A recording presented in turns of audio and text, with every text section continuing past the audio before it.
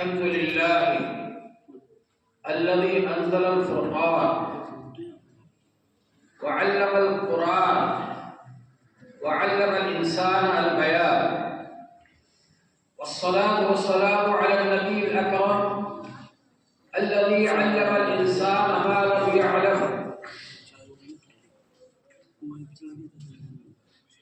أيها الإخوة، أيها السادة الأجلة والتلاميذ الأعزة، إني أشعر بالسعادة بأني أحدث أمامكم باللغة العربية، فإن هذه اللغة لغة القرآن الكريم الذي قال الله تبارك وتعالى في شأنه بلسان عربي مبين. وهذه اللغة لغة أهل الجنة. قال رسول الله صلى الله عليه وسلم: أحب العرب لثلاث: لأني عربي، لأن القرآن عربي، لأن لغة أهل الجنة عربية. مرة جاءت سحابة فرآه النبي صلى الله عليه وسلم هذا السحاب، فإنه عبر عنه بأساليب شتى مختلفة. فقال الصحابة رضي الله عنهم: إنك فصيح، لغتك فصحى جدا.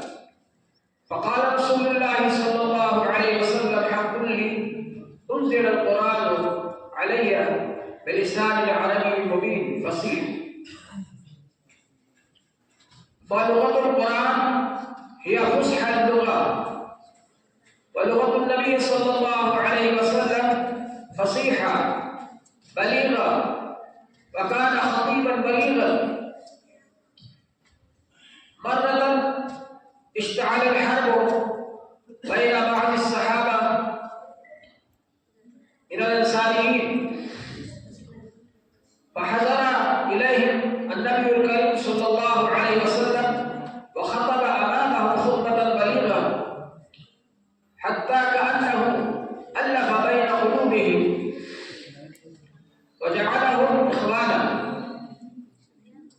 وكذلك كل من يتكلم باللغة العربية فإن شاء الله تكون خطبته فصيحة بليغة، وإن شاء الله هو يكون فصيحا بليغا. فأيها التلاميذ، عليكم أن تتمرنوا بالتكلم باللغة العربية وبالخطبة باللغة العربية، فإنكم إن شاء الله إذا تذهبون للحج فتتكلمون مع العرب في اللغة العربية، وكذلك إذا جاء جماعة العرب إلى الهند فتتكلمون معهم إن شاء الله تعالى باللغة العربية. فهذه اللغة لغة ديننا، فعلينا أن نتكلم فيما بيننا باللغة العربية. قال رسول الله صلى الله عليه وسلم: من يحسن أن يتكلم باللغة العربية فعليه أن لا يتكلم بلغة غيرها. فعلينا أن نتكلم باللغة العربية في معاشرتنا في كل أحوالنا، ولا نتكلم باللغة الأجنبية. وهذه الحفلة سررت بالحضور في هذه الحفلة، وسررت بخطابكم وخطباتكم ما شاء الله.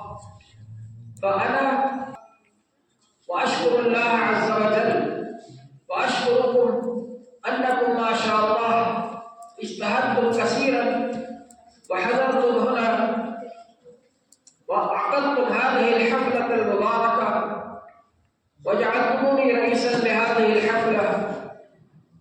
وإني أريد أن نخطب ونتكلم في كل الأحيان باللغة العربية، وإن شاء الله تعالى نريد أن نتمرن في كل يوم على التكلم بهذه اللغة الكريمة. وبعد ذلك أكتفي بهذه الكلمات. جزاكم الله خيرا.